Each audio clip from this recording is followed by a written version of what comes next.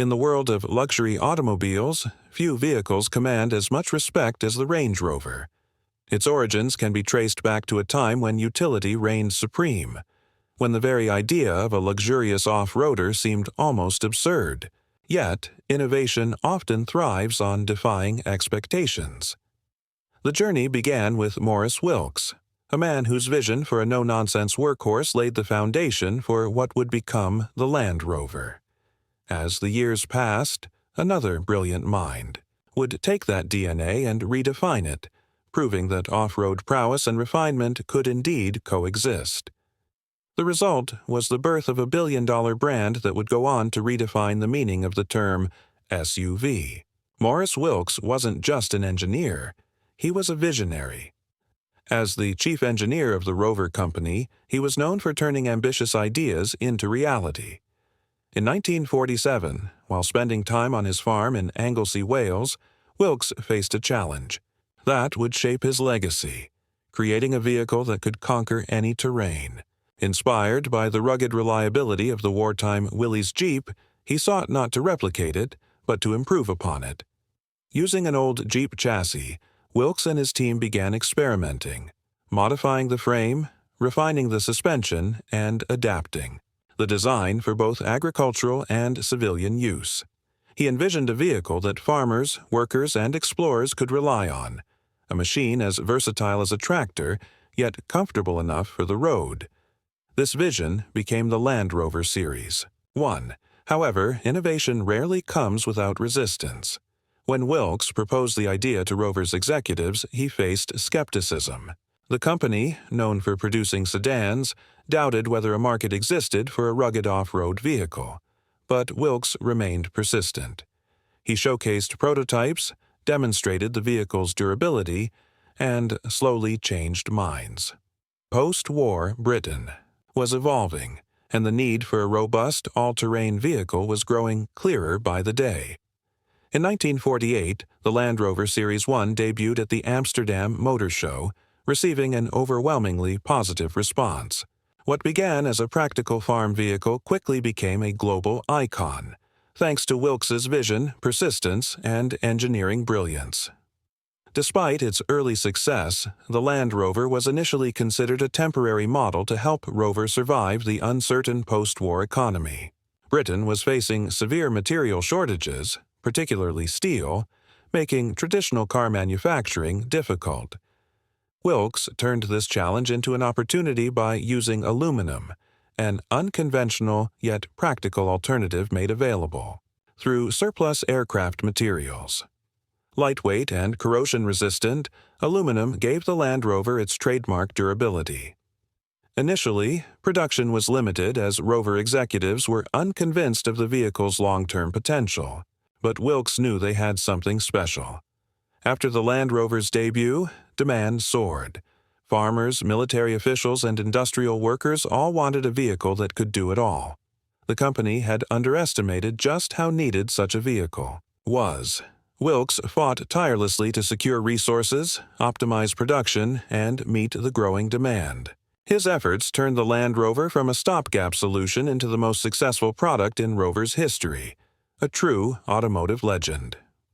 Maurice Wilks passed away in 1963, leaving behind a thriving brand that had already become the world's go-to off-road vehicle. But his creation was only at the beginning of its journey. In the years that followed, the Land Rover would evolve in ways Wilks could never have imagined. The Series 2 and Series 3 models built on the rugged legacy, spreading across continents and proving their worth in the harshest environments, from African savannas and Australian outbacks to Arctic tundras.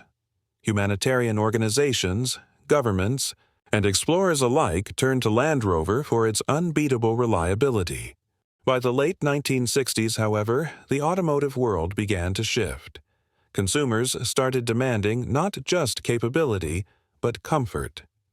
A new breed of customer, wealthier and more discerning, wanted vehicles that could handle rough terrain without sacrificing luxury.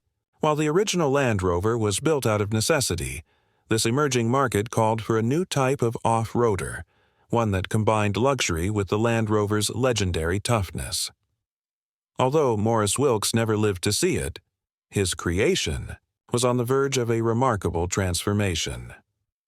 The transformation came with the birth of the Range Rover.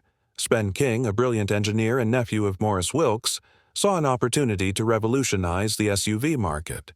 He envisioned a vehicle that could bridge the gap between rugged utility and refined luxury, a concept that had never been attempted. Leading a small, dedicated team, King developed a prototype under the code name Velar, derived from the Italian word velare, meaning to veil. But the vehicle they were creating was anything but ordinary. The Velar prototype introduced several groundbreaking features, including coil spring suspension for a smoother ride, permanent four-wheel drive for superior traction, and a powerful 3.5-liter V8 engine sourced from Buick. This combination of performance and comfort was a game-changer. In 1970, the Range Rover officially launched and stunned the automotive world. It wasn't just an SUV, it was the first of its kind, capable of navigating rocky trails and muddy fields with ease, yet refined enough for city driving. Luxury and off-road capability were no longer mutually exclusive. Despite the vision behind it, the Range Rover faced its share of skepticism. Critics viewed the idea of a luxury 4x4 as a contradiction, and many within the financially troubled Rover Group thought it was too risky. At the time, SUVs were purely utilitarian, not vehicles for the wealthy. Internal debates nearly shelved the project. But King and his team persisted. When the Range Rover debuted, it featured a practical, no-frills interior with vinyl seats and rubber floors designed for functionality, not flash. Still, wealthy buyers began to take notice. They saw potential in the Range Rover not just as a vehicle but as a status symbol. Market demand soon pushed Rover to refine the model, introducing higher-end materials and upgraded interiors. Although early sales were slow due to marketing, missteps and consumer confusion, word of mouth and glowing reviews helped turn things around. The Range Rover had proven the doubters wrong. It wasn't just a success, it was the beginning of a new era where luxury and off-road performance could coexist. Throughout the 1980s and 1990s, the Range Rover underwent a remarkable transformation. What began as a rugged, practical 4x4 evolved into a true luxury vehicle. Leather seats, wood trim, advanced air suspension systems, and state-of-the-art technology elevated the driving experience. The Range Rover became just as comfortable navigating city streets as it was traversing mountain trails. Its blend of capability and sophistication made it a global symbol of success. Celebrities, politicians, and business leaders embraced the Range Rover for its prestige and performance. Whether parked outside elite clubs in London or cruising through Hollywood, it signaled wealth, taste, and adventure.